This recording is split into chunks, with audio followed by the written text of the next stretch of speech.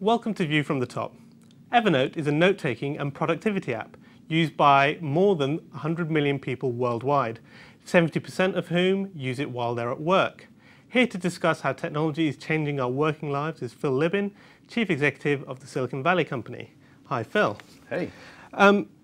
So you're based out in California, but you're very much a global business. So first things first, how does the global economy look to you right now? It looks great. It looks better than it's ever looked in my life. I think we are having many people enter the knowledge economy all at once, and that's creating just huge opportunities to make the world a better place than it's ever been.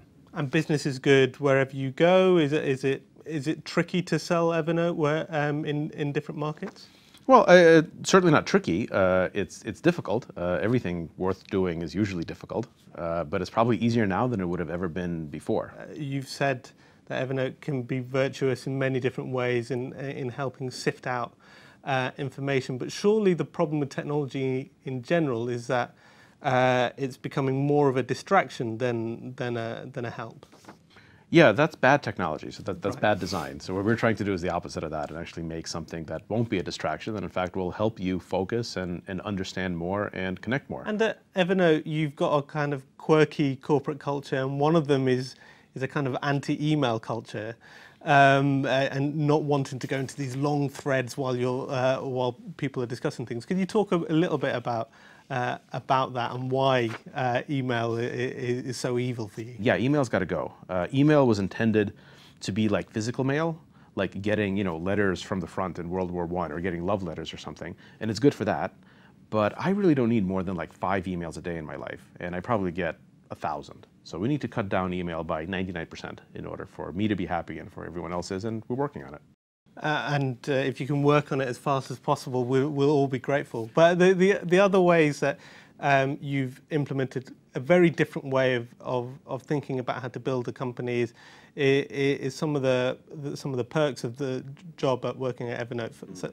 For example, you have unlimited holidays. You offer your workers house cleaning services. Can you explain why you do that? Isn't that just a perk just to keep people in? It's an unnecessary extravagance, some would say. Well, so we don't think of them as perks. We think of them as productivity tools. Our goal is to build a culture that's very similar to the product that we're building. So we want to demolish the obstacles that keep our employees from being as productive as they want to be. Our hypothesis is that people who work at Evernote are there because they want to be there. They want to get as much done as possible. They want to be as productive as possible, and we need to make it easy for them. So we think of these programs as ways to increase productivity, and we're not stuck in any of them. But we're definitely doubling down on the unlimited vacations, just because why should we keep track of how much vacation our employees take? Being in the office is not a prison. Therefore, like counting how many days you're allowed to be outside of the office isn't a reward. We should just let the employees decide how to get their work done and do it that way. That's all very well and good in a creative industry or in technology where you're highly skilled and probably highly motivated to end up at a company like yours. But I mean, do you really think that these ideas could have benefit across other industries and other jobs? I think so. I think more and more of the world is moving towards knowledge work. I think almost all industries are knowledge industries.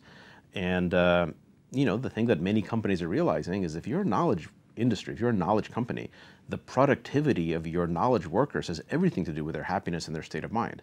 Knowledge workers aren't particularly productive if they're depressed, if they're unhappy, if they're sad. So making your employees feel productive is kind of key to improving the productivity of your workforce. So Phil, are you ready to play long short? Let's go for it. Chinese tech cracking the West. Oh yeah, long. Virtual reality? Long. Consumer space travel? Long. Wearables? Very long. Okay. Artificial intelligence taking our jobs? I think if you've got the kind of job that you're worried about being taken over by a robot, your job is probably going to get taken over by a robot. Okay. But in the long arc of history, that's probably a good thing for humanity. So I'm going to go long. Okay. Artificial intelligence ending the world? That's not going to happen. US immigration reform? Long, but more out of a sense of hope than a sense that it'll actually happen anytime soon. Britain staying in the EU? Long. Hillary, the first female president in 2016? It is above my pay grade. I am not going to comment on US politics. One that isn't above your pay grade, an Evernote IPO in 2015? Sure, we're not going to go public this year. Okay. Phil, thanks very much. Thank you.